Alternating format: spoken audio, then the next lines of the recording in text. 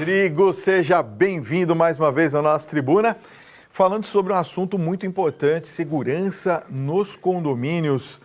Olha, eu tenho visto muitos casos, Rodrigo. Primeiramente, boa noite, seja bem-vindo de novo ao nosso programa. Obrigado, Fábio. Um prazer Olha, estar aqui. eu tenho visto que em 90% dos casos de assaltos em condomínios, os bandidos entram pela porta da frente. Isso é um dado, assim, absurdo, né? Principalmente quando a gente pensa que o primeiro lugar onde você vai preparar o condomínio contra um assaltante, um possível assaltante, é na porta da entrada.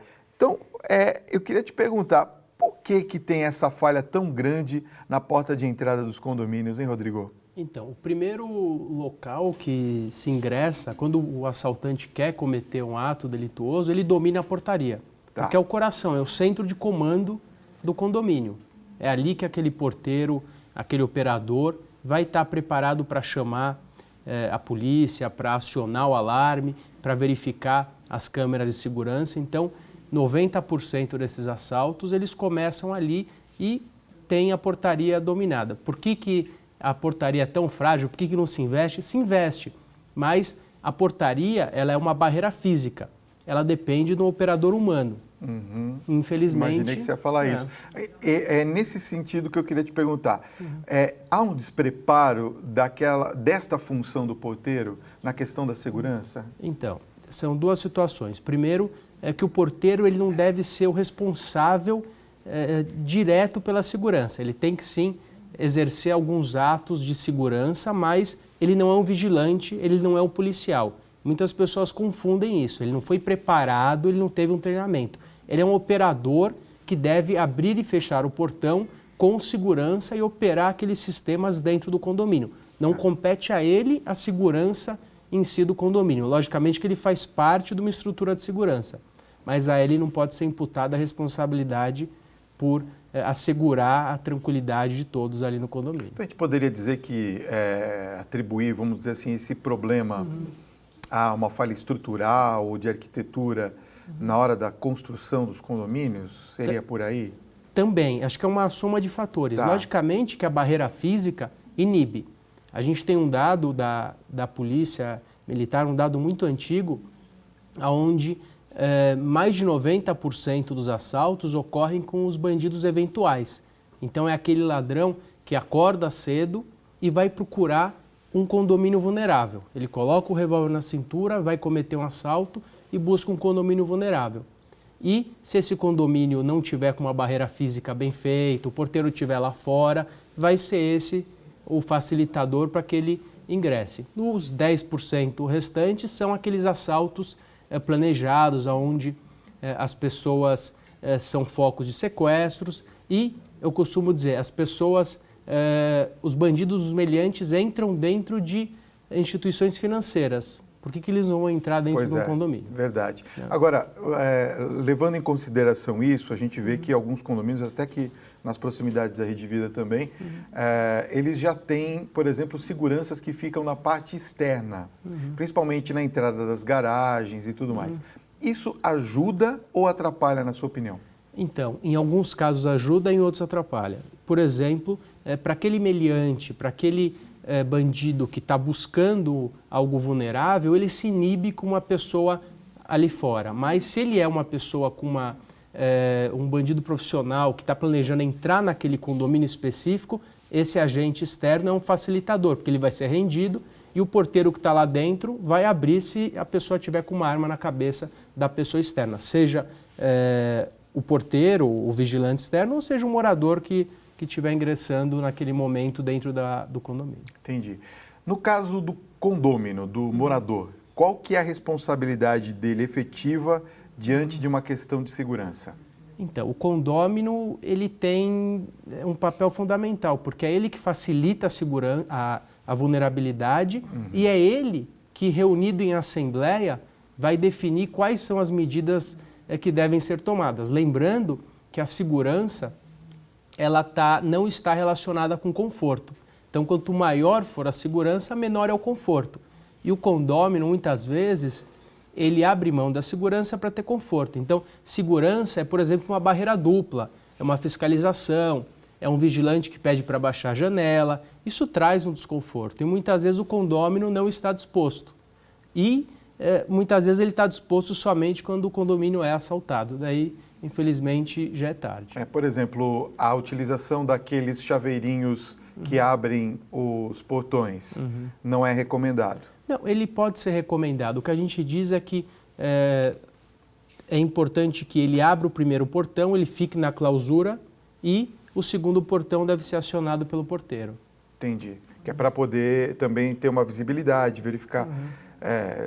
Provavelmente o profissional que trabalha todos os dias com a rotina vai observar se realmente é um morador ou não é. Vai observar, tem câmeras localizadas e nesse controle normalmente tem um botão de pânico. Quando ele estiver sendo rendido, ele vai apertar aquele botão e vai acionar um sistema de segurança. Bom, nós temos também a questão daqueles condomínios que contratam empresas de segurança que, aliás, não cobram barato. As empresas chegam a cobrar assim, valores absolutamente absurdos. Quais são, na sua opinião, as dicas que poderiam ser informados aos síndicos, àqueles condôminos que estão nos acompanhando agora, para que na Assembleia pudessem escolher boas empresas e que não sejam facilitadoras de informações? Que às vezes, por exemplo, empresas que passam informações ou não têm uma certa segurança das imagens que são geradas lá dentro. Não só das imagens, Fábio, como a rotatividade. Quanto mais gente passar por um posto, você tem mais chances de terem pessoas mal intencionadas que levam informações. Então, a rotatividade também aumenta o risco do condomínio ser foco de uma ação. Tá. A empresa deve ser selecionada dentro do mercado, com aferição de idoneidade daqueles funcionários que vão trabalhar, sejam eles orgânicos ou terceirizados, isso também é importante. Exigir da empresa treinamento, não comprar apenas aquilo que está sendo visto. Ninguém vai vender a sua empresa dizendo eu tenho uma falha aqui, nem sempre o meu funcionário é bom. Então, você tem que trabalhar na verificação, buscar em outros prédios, mas lembrando que só a figura do funcionário, ela logicamente que é essencial, mas ele é um dos requisitos. Você tem as barreiras físicas, você tem o sistema de segurança, você tem a participação de condôminos e isso tudo junto faz com que o condomínio se torne um ambiente mais seguro. A empresa tem responsabilidade sobre a segurança do condomínio? Então, funciona assim. Se você estiver contratando porteiro, você não transfere uma responsabilidade pela segurança. Se o condomínio contratar vigilantes, o condomínio assumiu a responsabilidade pela vigilância e, nesse caso, se ocorrer uma falha especificamente da segurança, a empresa vai responder e, eventualmente, pelo fato do condomínio ter assumido a segurança, o condomínio pode assumir a responsabilidade por ter que arcar com o dano. Com o prejuízo. Lembrando que a responsabilidade da segurança pública é do Estado, não pode ser transferida para o síndico do prédio e nem para o funcionário de portaria ou vigilante. É a mesma coisa que a pessoa é roubada dentro de um banco, responsabilizar a empresa de segurança. Ela só vai ser responsabilizada se houver uma falha comprovada, uma participação daquele funcionário na ação delituosa. Você sabe que eu fui visitar o meu cunhado e conversando com ele, ele me contou uma história do condomínio vizinho que eu fiquei impressionado. O muro é relativamente alto do condomínio porque o térreo é elevado.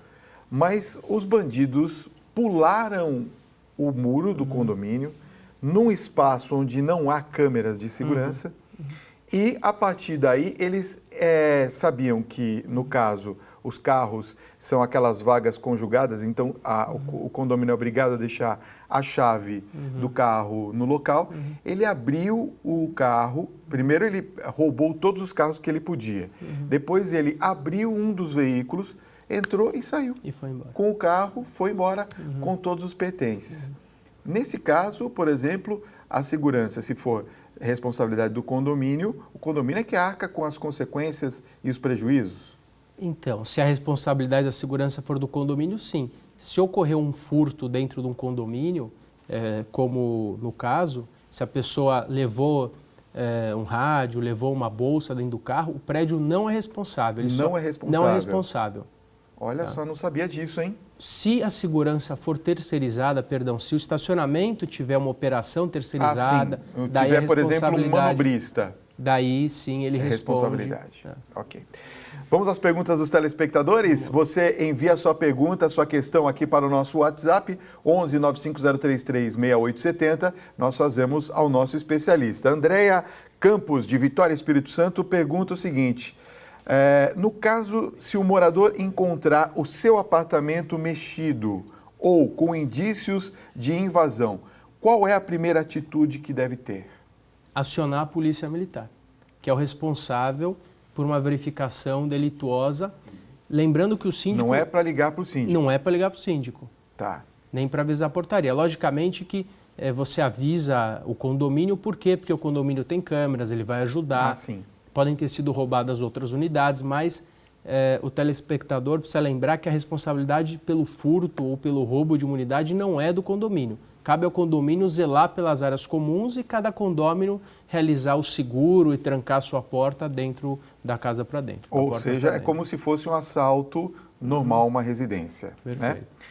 O normal não quer dizer que seja o comum, vamos dizer assim, não é normal. É triste, mas né? Mas é a realidade.